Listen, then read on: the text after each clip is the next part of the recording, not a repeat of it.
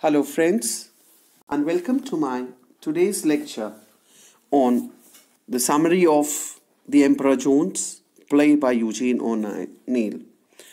In my last lecture, I had spoken about the aptness of the title Emperor Jones, which was earlier named as a silver bullet, and had proved how the present title, Emperor Jones, fits perfectly to the play. Today I'll be talking about the summary in brief about what the play is all about. The Emperor Jones is a 1920 play by American dramatist Eugene O'Neill that tells the tale of Brutus Jones, a resourceful, self-assured African American and a former Pullman porter who kills another black man in a dice game.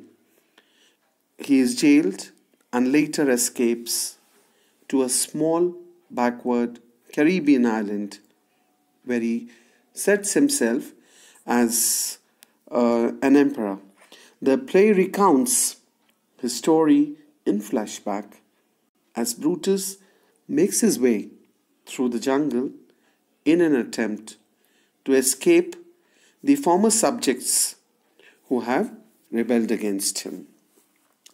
Now, initially when we see, as we all know that this play moves in flashback, we find as the play begins at the palace of the emperor of an unidentified island in the West Indies, that is that Caribbean island.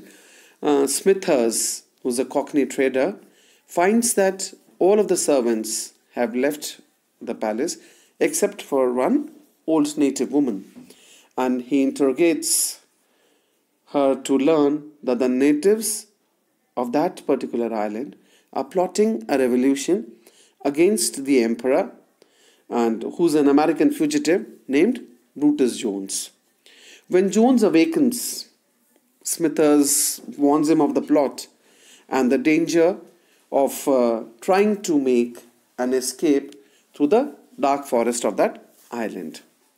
Jones scoffs at the idea that his illiterate, uneducated, and superstitious subjects are capable of outsmarting him. He confesses that he knew that one day this day would definitely come. And when he took over the throne, since he has been stealing from the island and hiding a great fortune in somewhere in the foreign bank account. Now, as Jones sets off, or he tries to escape from the revolutionaries, his mental state gradually collapses.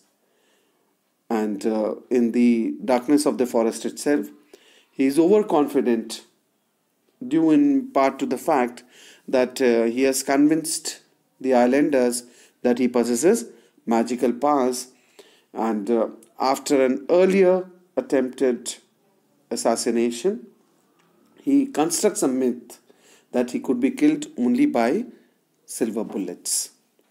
Now, in the darkness itself, Jones moves out into the forest with a gun loaded with 5 lead bullets and 1 silver bullet.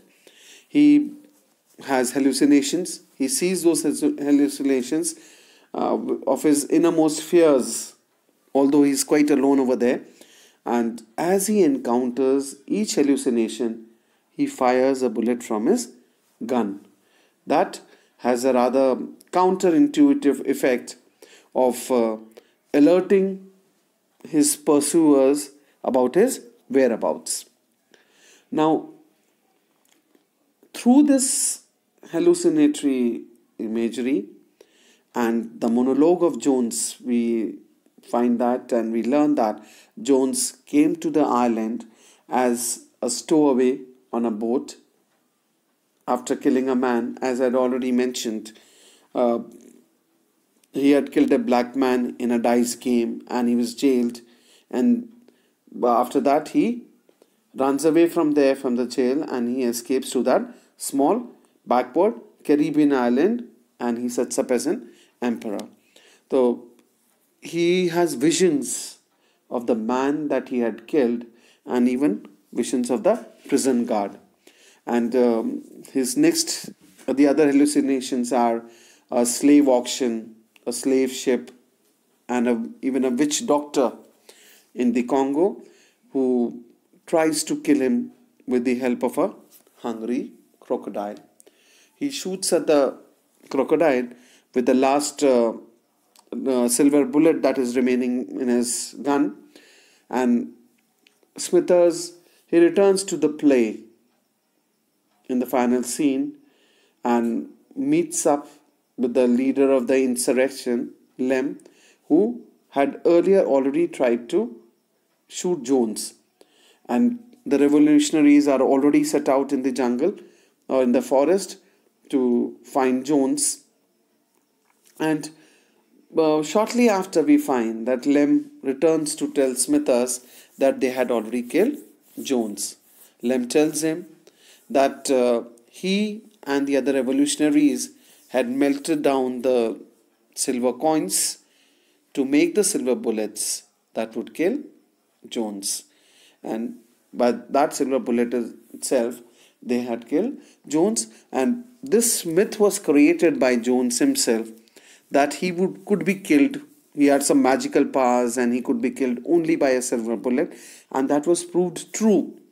Though the revolutionaries of the Caribbean island, they were superstitious and they believed what Brutus Jones had told them about the silver bullet, and they actually did kill him with a silver bullet itself, and that was the end of the Emperor Jones.